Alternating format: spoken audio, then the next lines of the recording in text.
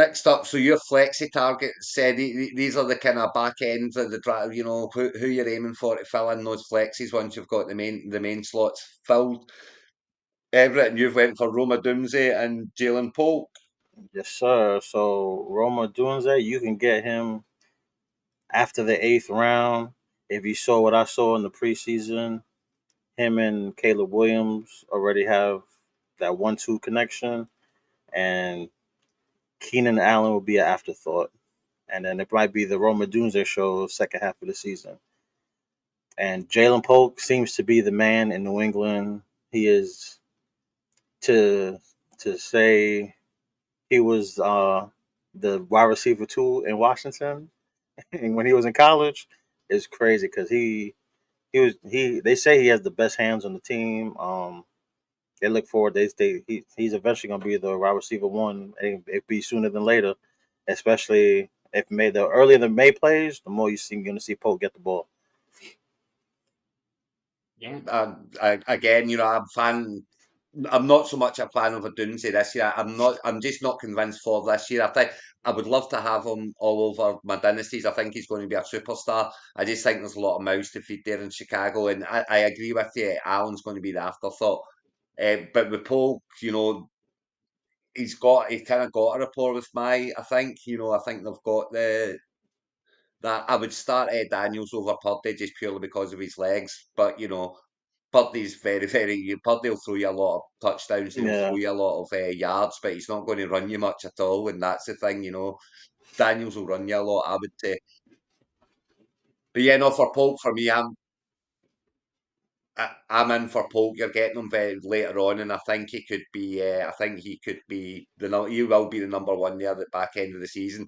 And Roma, I mean, I do agree with Roma, but I just think he's going too early. He's going certainly too early for me. I've not got me anywhere because he's getting picked up before I would be willing to pull the trigger.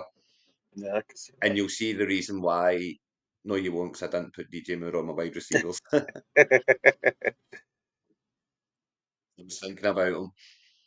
And then here's my two. These are the late. This is a late show more than kind of flex spots. But so I have no problem picking up Jaden Reed in the sixth round, seventh round, eighth round. I've no problem picking up Romeo Dubs in the ninth round, eighth round, ninth round, wherever they're going. However, if I don't get one of them, I am actively targeting at the back end on Tavian Wicks because I think that Love spreads the ball around, and I think they're all going to have good weeks and they're all going to have bad weeks. I get that. I'm happy to have one of them though because they're all going to have good weeks. So Oh if I've yeah, not, if the others are gone, and I don't tend to pick up Reader or Dibs where they're going, I'm picking up others at that point. So I will target Wicks at the back end just to plug in because it's a high octane offense. Jordan Love has showed that he throws it about left, all over the shop, and he's shown that he's got a good connection with Wicks. Let's not forget, Wicks got a playoff touchdown. He scored in the preseason as well.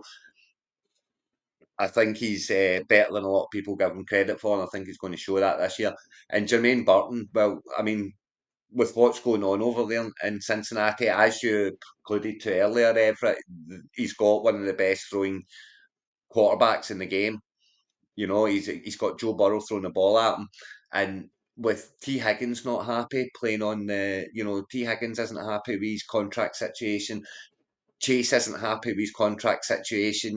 So Burton, see when you're not happy with your contract situation and you get an ouchie, you're more inclined to say, do you know what, I'm not showing up tomorrow because I'm sore. I'm hurt. yeah. I'm not risking getting more hurt. And I've not got a contract. So I think Jermaine Burton will get more and more involved as the season goes on, and you're getting him in the kind of 14th, 13th, 14th, 15th round. So I Oh yeah. think he's a good pickup at that stage.